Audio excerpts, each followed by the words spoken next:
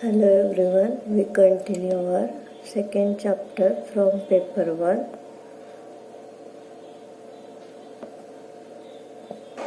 Data structure. We already started the algorithms. We continue our 5 algorithm: traversing array, inserting, deleting. In last lecture we see the searching, linear and binary search. Okay, only revise that algorithm.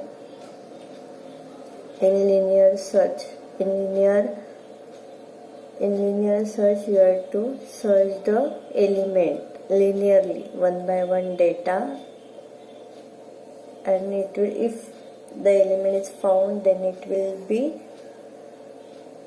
give the at which location that element will be present, otherwise it will return a value null, means data is not present. See this algorithm. For in linear search, we first insert the element at the end of the array, then we have to initialize the counter, then you have to search the element. For that we repeat the step 3 only. Check if data of location is not equal to searching element. जब तक ये condition true है तब तक ये third step ही execute करना है, मतलब ये वैल्यू ट्रू है तो सिर्फ लोकेशन इंक्रीमेंट करना है और फिर से कंडीशन चेक करना है। मतलब यहाँ पे क्या कर रहे हैं, नॉट इक्वल टू, अगर इक्वल आया तो वो स्किप करेगा और फोर्थ स्टेप पे जाएगा कि वो देखेगा कि हमने जो इंसर्ट किया है एलिमेंट, वो लास्ट एंड में इंसर्ट किया है वो वही लोकेशन है कि नहीं है, तो उसको ज़ीरो ही आइडेंटिफाई करना है। अगर नहीं है तो उसको क्या रिप्लेस कर क्या देना है, element equal to location.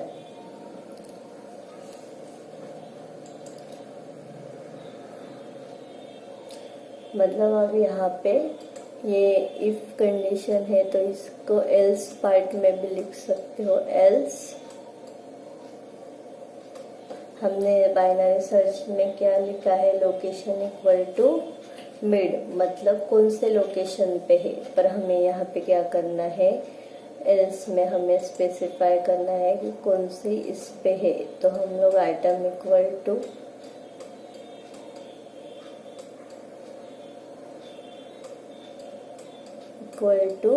Location, मतलब ये लोकेशन पे ये एलिमेंट सेट है। नहीं तो आप लोग ये भी लिख सकते हो वहां पे एल्स पार्ट में, प्रिंट द लोकेशन। एल्स में प्रिंट लोकेशन, मतलब वो प्रिंट देगा कि ये लोकेशन पे वो एलिमेंट प्रेजेंट है। तो आप ये भी लिख सकते हो यहाँ। अभी टेक्स्ट बुक में नहीं दिया है, पर आपको जब भी एल्गोरिथम देखेंगे तो पता चलेगा। पहले इफ कंडीशन ट्रू है तो सेट इक्वल टू 0, एल्स में प्रिंट लोकेशन और एग्जिट। इसके बाद हमने देखा बाइनरी सर्च। बाइनरी सर्च में पहले उन्होंने बोला है you have to require the sorted array. Linear search में क्या हो रहा था, 1 बाय 1 जितने भी एलिमेंट है पहले एक एलिमेंट लेगा, फिर प्रोसेस अप्लाई करेगा, फिर सेकेंड लेगा, फिर थर्ड लेगा, फोर्थ, जब तक उसकी कंडीशन फॉल्स नहीं आती तब तक वो एग्जीक्यूट करते रहेगा। बराबर है। बाइनरी सर्च में क्या है, पहले वो lower bound upper bound beginning और एंड वैल्यू लेके मिड वैल्यू कैलकुलेट करेगा। उसके बाद ये कंडीशन उसको चेक करना है, beginning value less then upper bound and data of mid, मतलब अरे का मिड वैल्यू जगह उसमें का वो डेटा और सर्चिंग एलिमेंट इक्वल नहीं है तो थर्ड और फोर्थ स्टेप करना है, मतलब मिड वैल्यू कैलकुलेट करके चेक करना है सर्चिंग एलिमेंट लेस देन है या ग्रेटर देन है। उस हिसाब से एंड और बिगिनिंग वैल्यू कैलकुलेट होगी, फिर से मिड वैल्यू कैलकुलेट होगी, फिर से ये कंडीशन चेक होगा। मतलब सिर्फ हाफ ऑफ पार्ट एग्जीक्यूट होगा, मतलब पूरा अरे एग्जीक्यूट नहीं होगा। लीनियर अरे में क्या होता है, पूरा अरे यूज होता है 1/1 एलिमेंट। यहाँ पे 1/1 एलिमेंट नहीं होगा। मिड वैल्यू कैलकुलेट करने के बाद हाफ ऑफ पार्ट वो एग्जीक्यूट करता है, और हर एक लूपिंग टाइम पे हमें mid value, beginning, and value calculate करनी है। और ये कंडीशन फॉल्स आने के बाद उसको चेक करना है कि डेटा ऑफ मिड और सर्चिंग एलिमेंट इक्वल है तो उसको लोकेशन डिस्प्ले करना है, अदरवाइज नल करना है। ओके, तो हमने इन दोनों में डिफरेंस क्या देखा? For linear search we required a sorted or unsorted array, where binary search required a sorted array. Linear search में हमने क्या देखा? 1/1 elements will be used, 1/1 data element will be checked one after one another for searching the element, where in binary search element we search the half of part by calculating the mid value, and this mid value searching element is check greater than or less than of the mid value data. In that part, half of part will be executed, where linear search required a more time, where binary search required a less time, where linear array required a large array. Here not, because half of part will be executed. Okay, then we see the bubble sort algorithm. ये algorithm हमने already देखा है 11 में। Bubble sort means you have to sort the array in ascending or descending order. Okay, तो यहाँ पे क्या दिया है? देखो, फर्स्ट स्टेप दिया है हमें अरे में जितने भी एलिमेंट है वो चेक करना है 1/1। तो यहाँ पे देखो, step repeat the step 2 and 3। सिर्फ 2 and 3 के लिए ये फॉर लूप है। Repeat the step 2 and 3 for k equal to 1 to n-1। तो उसमें क्या है? Initialise the pointer ptr equal to 1। Third step दिया है repeat while ptr less than equal to n-k, मतलब उसको ये थर्ड स्टेप रिपीट करना है। तो ये थर्ड स्टेप में ये इफ सेट भी, मतलब यहाँ पे 4a और 4 5 नहीं भी लिखा आपने तो भी चलेगा।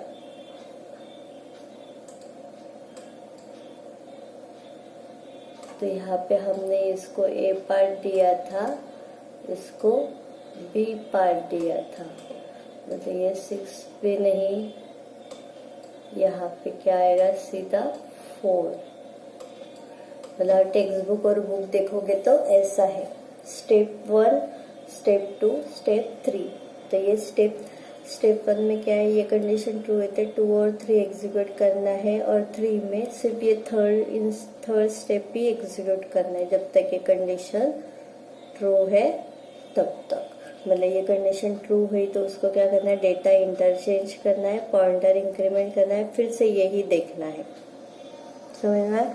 उसके बाद फिर इनर लूप, मतलब स्टेप 3 का इनर लूप बन होगा, और ये स्टेप 1 का आउटर लूप बन होगा। यहाँ पे इफ स्ट्रक्चर बन गया। अभी हम लोग एग्जाम्पल देखते हैं। सेम अरे मैंने 3 का ही लिया है, एग्जाम में आया तो भी आप 3 का ले सकते हो। तो यहाँ पे consider following linear array, 3 number of element, you have to sort this array in ascending और डिसेंडिंग ऑर्डर। तो अरे में फर्स्ट स्टेप क्या, हमें n वैल्यू लगेगा, बराबर है?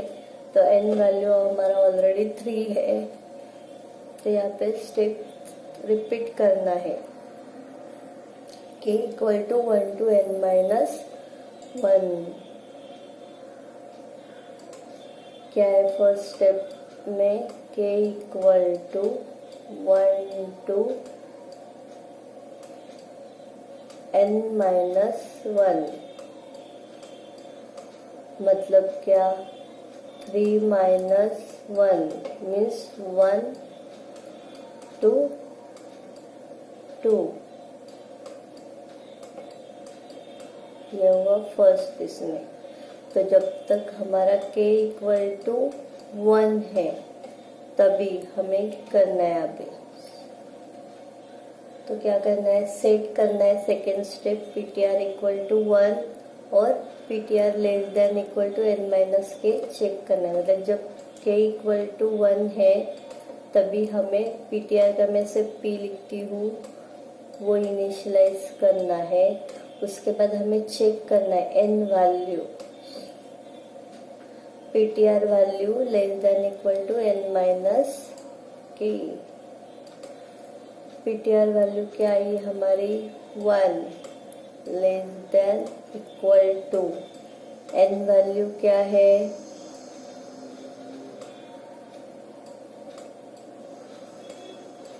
n वैल्यू क्या है 3, k वैल्यू क्या है 1, 3 माइनस 1 मतलब 1 is less than equal to 2। ये कंडीशन क्या हुई, ट्रू। ये सेकेंड पॉइंट का है, ये थर्ड पॉइंट का है। ये कंडीशन ट्रू है तो अभी हमें ए पॉइंट एग्जीक्यूट करना है। ए में क्या दिया है उन्होंने, data of ptr is greater than data of ptr plus 1।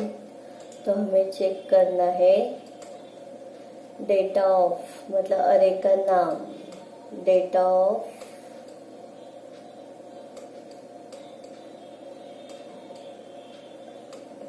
ये data of n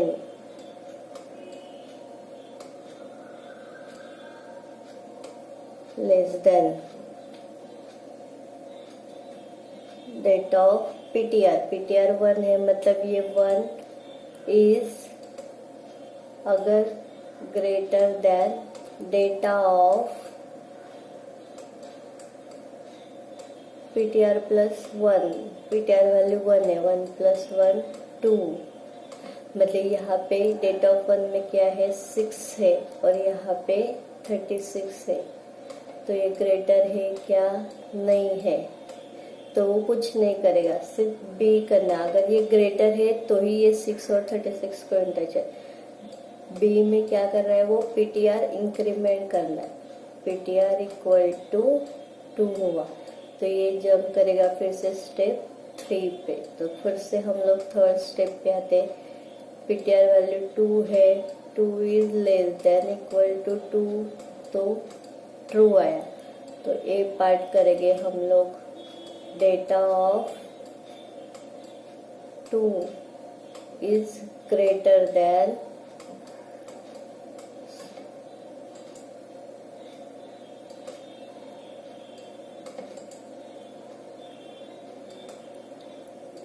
data of 2 plus 1 means 3, data of 2, data of 2 में क्या वैल्यू है,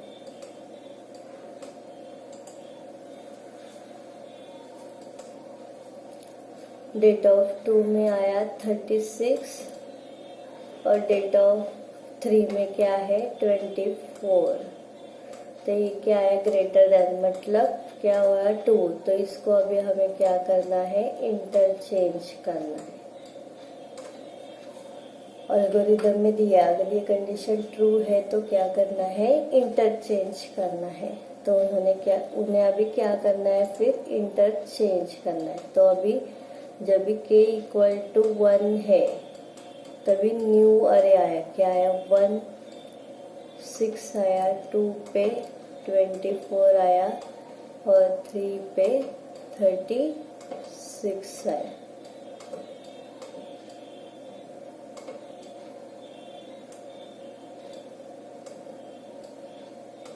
ओके, फिर से ptr थर्ड बी, ये पार्ट हुआ। फिर बी पार्ट में क्या है, ptr इंक्रीमेंट हुआ, ptr इक्वल टू 3 आया। फिर से उसको किस पे, स्टेप 3 पे जंप करना है। 3 पे वो चेक करेगा 3 लेस देन इक्वल टू 2 है क्या, फॉल्स। तो वो जंप कहाँ पे करेगा, फर्स्ट स्टेप पे जंप करेगा। फर्स्ट स्टेप क्या है हमारा, ये k इक्वल टू 1 to 2। अभी k वैल्यू इंक्रीमेंट होगा k इक्वल टू 2। तो यहाँ पे k टू 2 लिखा है तो वो चेक करेगा फिर से 2 लेस देन इक्वल टू 2 है क्या? हाँ है, बराबर है। तो फिर से वो सेकेंड स्टेप पे जाएगा, ptr इक्वल टू 1 करेगा। यहाँ पे 2 है, ये ptr इक्वल टू उसने 1 किया। फिर थर्ड स्टेप पे 1 is less than, ptr equal to less than equal to k value क्या आई? 2। 2 माइनस 1 इक्वल टू 1, मतलब क्या आया? 1 is less than equal to 1। Yes, condition क्या आई? True I. तो ए पार्ट पे जाएगा वो। Data of 1 is greater than data of ptr plus 1 means 2। Data of 1 में क्या है? 6। 2 में क्या है? 24। ये ग्रेटर देन है क्या? नहीं। तो बी पार्ट में क्या होगा? ptr इंक्रीमेंट होगा।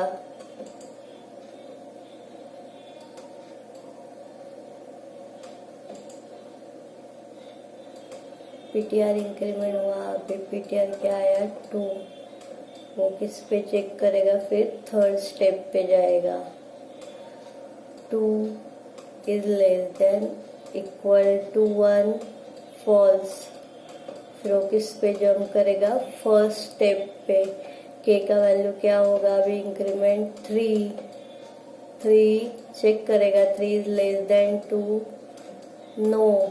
वो फिर लास्ट पे एग्जिट पे आएगा।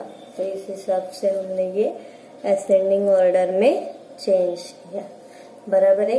एग्जाम में छोटा ही एग्जाम्पल लो तो इजीली जाएगा। 5, 10 का मत लो, बुक में 5, 10 नंबर्स का दिया है तो 3 नंबर्स का ही करो तो भी मार्क्स मिलेगा। उनको सिर्फ एग्जाम्पल चाहिए और बबल सॉर्ट का ऐसे सॉल्व करके देना है। बाइनरी सर्च और bubble sort mostly with example आता है, तो आपको एग्जाम्पल भी एक्सप्लेन करने हैं या एग्जाम्पल देके कैसे फ्लो हो रहा है। तो ओके, ये हुआ असेंडिंग। अगर हमें डिसेंडिंग करना है तो कहाँ पे चेंजेस करोगे? सिर्फ यहाँ पे। For descending only operator is change. Data of ptr is less than data of ptr plus 1। Algorithm पूरा सेम है, सिर्फ यहाँ पे ये डिसेंडिंग ऑर्डर में लेस देन साइन है। ये अल्गोरिदम असेंडिंग ऑर्डर का है, डिसेंडिंग के लिए सिर्फ लेस देन साइन करना है वह। ओके, यहाँ पे हमारे अल्गोरिदम खत्म हो गए। अभी से अल्गोरिदम की प्रैक्टिस करो। अल्गोरिदम में पूरा repeat step, initialise pointer, interchange the value of data ptr, and of the if structure, inner loop, outer loop, ये स्टेप बाय स्टेप आपको सब लिखना है। वो गलत हो गया तो मार्क्स गए, इतना ध्यान में रखना। ओके, ये है बबल सॉर्ट। चलो अभी नेक्स्ट सिस्टम है स्टैक एंड लिफो सिस्टम। सिर्फ हमें इंट्रोडक्शन है स्टैक एंड क्यू और LIFO and FIFO system. This also used in data structure where LIFO stand for last in first out, where LIFO stand for last in first out system. In this type of system, the element which are inserted at last which is deleted first। मतलब ये stack है, ये stack में हम लोग element add करते जाते हैं, तो जो सबसे लास्ट में ऐड होता है उसको हम पहले निकालते हैं। अगर बीच में का हमें कौन सा भी निकालना है तो पहले ऊपर के निकालने पड़ेंगे, तभी वो निकलेगा, ऐसे डायरेक्टली नहीं निकलेगा। तो stack is the example of our LIFO system. In the linear system in which insertion and deletion will be take place at only one end, means our top of the list. For insertion operation or inserting the element in a stack, we called the push operation, and for deletion you have to delete the element from the stack. We use the pop. मतलब push 5 तो push 5 में add हो गए, pop 4 तो 4 जो है वो delete हो गए, इंसर्ट हो गए और डिलीट हो गए। तो यहाँ पे एग्जांपल है, टेक्स्ट बुक में डायग्राम नहीं दिए है तो आप ये डायग्राम ड्रॉ करके रखो। एग्जांपल है, कंसीडर स्टैक ऑफ डिशेस और बुक्स। मतलब क्या है, ये स्टैक ऑफ डिशेस और बुक्स हमने रखे, बुक्स एक के ऊपर एक। अभी यहाँ से पहले बीच में का उठाना है, अभी आप लोग वैसे ही करते होगे, बीच ऐसे पकड़ के बीच में से उठाते तो आग ऊपर के भी गिर जाते हैं। तो पहले ऊपर के उठाते, बाद में के नीचे का निकालते हैं, बराबर है। तो वही स्टैक्स ऑफ बुक। और डिशेस भी रहेंगे तो हम लोग पहले ऊपर के निकालेंगे, फिर बीच में का नहीं तो नीचे का निकालेंगे। तो इसके लिए this is the example of our stack. तो स्टैक क्या है, it is the LIFO, last and first of system. In this type of system, the element which are inserted at last, which is deleted first, where stack is the example of LIFO system. It is a linear system in which insertion and deletion take place at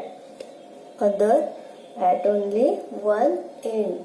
That's called the top of the list. For insertion operation, inserting the new element in our stack, we call the push operation.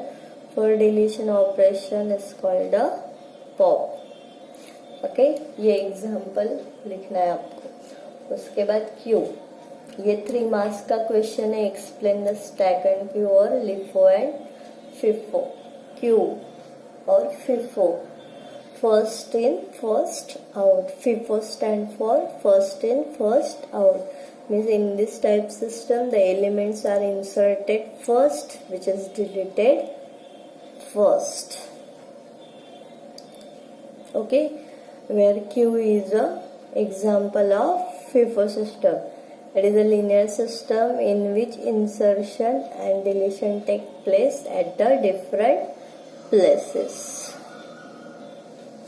Means for insert element at one end and deletion will be take place from the another end. Where insertion operation take place at only at one end is called the rear. Means for inserting the element in a queue, use the rear operation. For the deletion take place at the another end, we use the front operation. तो दोनों में ध्यान रखना है, stack और queue में push pop, rear, front. Fill up के लिए भी आपको याद रखना है। In our example of the queue is tickets in a cinema hall और बस स्टॉप और रेलवे स्टेशन। क्यू लाइन रहती है, यहाँ से इंसर्ट होती है क्यू लाइन और डिलीट होती है। यहाँ से इंसर्ट हुई तो यहाँ से डिलीट होगी। Okay, insertion and deletion, front and rear, that will be changing. Means एक वन एंड से इंसर्ट हो रही तो अनदर एंड से क्या हो रही है, वो डिलीट हो रही। Q in bus stop line, बस के लिए भी खड़े रहते हैं तो, और बस में से भी चढ़ते हैं तो वन एंड से चढ़ते हैं, अनदर एंड से नीचे उतरते। That's the example of the Q. Okay, this is a 3 marks question, stack and queue, or it will be asked LIFO and FIFO. For again fill up, full form of FIFO and LIFO, fill up के लिए भी याद रखो। Okay, today we stop here. Thank you all of you.